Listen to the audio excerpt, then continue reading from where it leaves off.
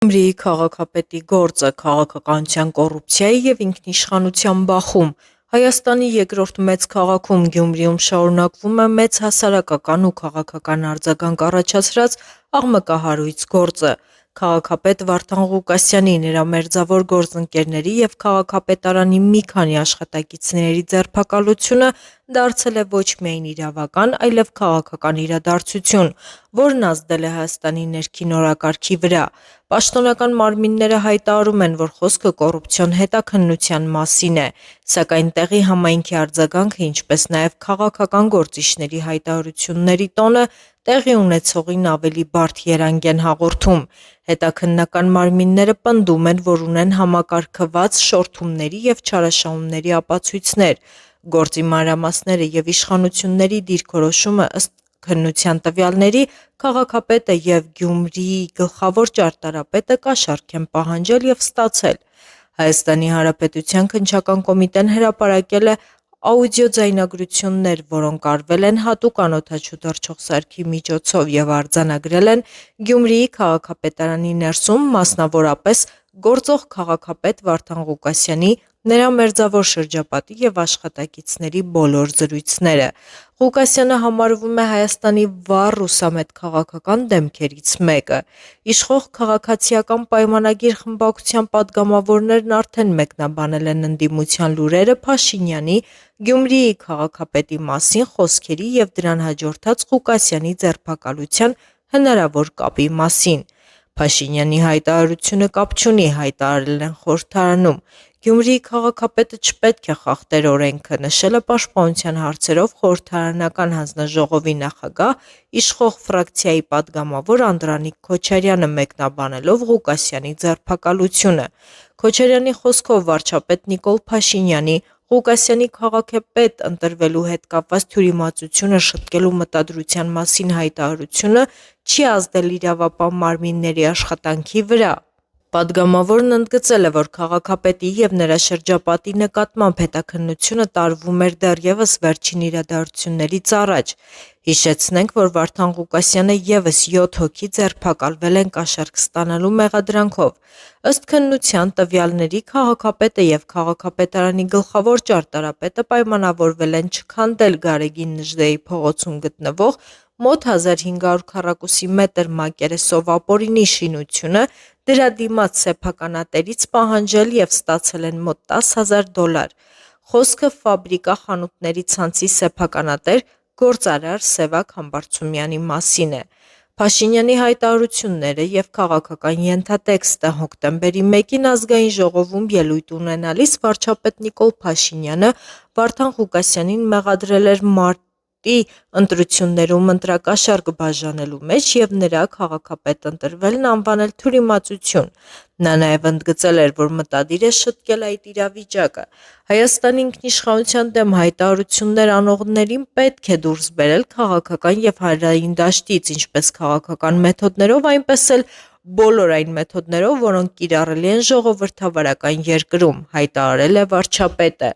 Նա նշել է. «Մենք այնտեղ ընտրությունների արդյունքների հետ կապված խնդիրներ ունենք։ Հայտնի է, որ այնտեղ ընտրակաշառքներ են բաժանվել։ Մեզ անհրաժեշտ են մեխանիզմներ, որոնք հետագայում կբացառեն նման դեպքերը, որպեսզի մարդիկ ընտրություններում կաշառք տալով ի վերջո,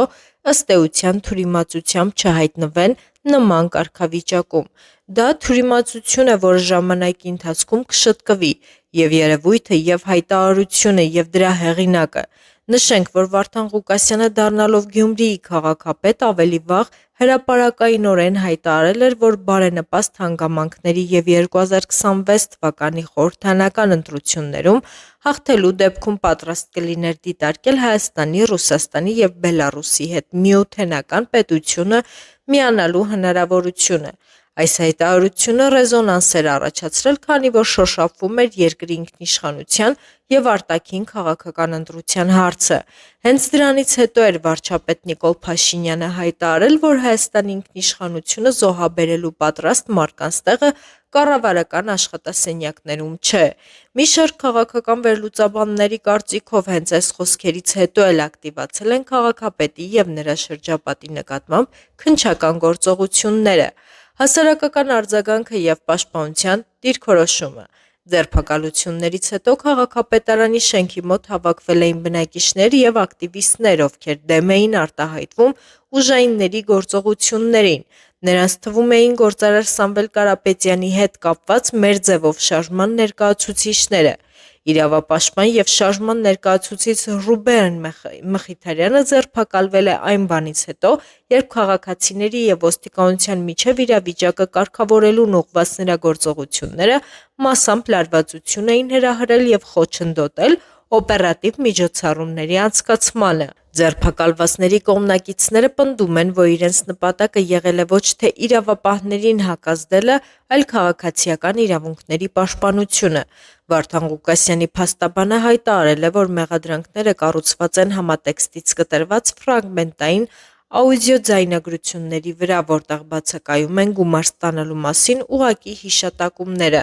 Նա պնդում է, որ զրույցները վերաբերել են հարկային վճարումներին և գույքային հարցերին, որոնք կապ չունեն կաշառքի հետ։ Իրադարձությունների ներքին դինամիկան բարդանում է նաև կրոնաքաղաքական համատեքստով։ Նիկոլ Փաշինյանը այցելել է Վատիկան, որտեղ անձնական հանդիպում է ունեցել Հռոմի Պապի հետ։ Ընդդիմադիր փորձագետների կարծիքով Փաշինյանը իբր կարող էր Վատիկանում բարի կամք կամ ազդանշան ստանալ Հայաստան վերադառնալուց հետո ձերբակալելու ամենայն հայոց կաթողիկոս Գարեգին II-ին։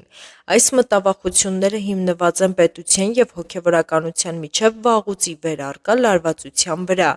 Նշենք, որ վերջին շրջանում ռուսաստանցի միլիարդատեր գործարար Սամվել Կարապետյանի կողմնակիցները հավաքվում են Մայրաթոր Սուրբ Էջմիածնում, այդպիսով ցույց տալով եկեղեցուն իրենց աջակցությունը և բողոքելով Փաշինյանի հնարավոր գործողությունների դեմ։ Այս ֆոնին Վարդան Ղուկասյանի գործը ընկալվում է ոչ միայն որպես կոռուպցիայի դեմ պայքար, այլև որպես ավելի լայն քաղաքական վերադասավորումների մաս, որտեղ բախվում են Հայաստանի ապագայի տարբեր հայեցակարգեր։ Մոսկվան, որը ավանդաբար ուշադիր հետևում է Հայաստանում տեղի ունեցող գործընթացներին, ձեռնպահ է մնում ուղղակի մեկնաբանություններից, սակայն ըստ վերլուծաբանների ուշադիր հետևում է իրադարձությունների զարգացմանը։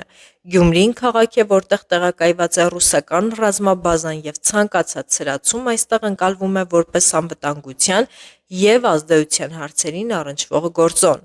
Քաղաքական տեսանկյունից իրավիճակը մնում է երկշերտ։ Ֆորմալ առումով խոսքը կոնկրետ գործի հետաքննության մասին է, բայց փաստացի պետական մեխանիզմների կայունության, արդարադատության նկատմամբ վստահության և օրենքի շրջանակներում գործելու իշխանության կարողություն ստուգում։ Եթե դատական գործընթացը լինի թափանցիկ և անկողմնակալ, այն կարող է ամրապնդել պետության դիրքերը։ Եթե հանրությունը դա ընկալի որպես քաղաքական հաշվեհարդար, դա կարող է ուժեղացնել վստահության ճգնաժամը և նոր բողոքի ալիքներ հրապարակել։ Իրադարձությունները ցույց են տալիս, թե ինչպես են իշխանության համար ներքին պայքարը, ինքնիշխանության հարցերը, արտաքին գործընկերների ազդեցությունը և հոգևոր ինստիտուտների դերը միահյուսվում մեկ միասնական հանգույցում։ Վարդան Ղուկասյանի պատմության ավարտից է կախված ոչ միայն Գյումրիի ապագան, այլև ողջ երկրի զարգացումը առաջիկա տարիներին։ Փաշինյանը հստակ հասկացրել է, որ պայքարելու է բոլոր կոռուպցիաների և Հայաստանի ինքնիշխանության ոտնձգողների դեմ։ Հետևեք իրադարձությունների զարգացմանը, որպեսզի բաց չթողեք առաջինը տեղեկացված լինելու մասին։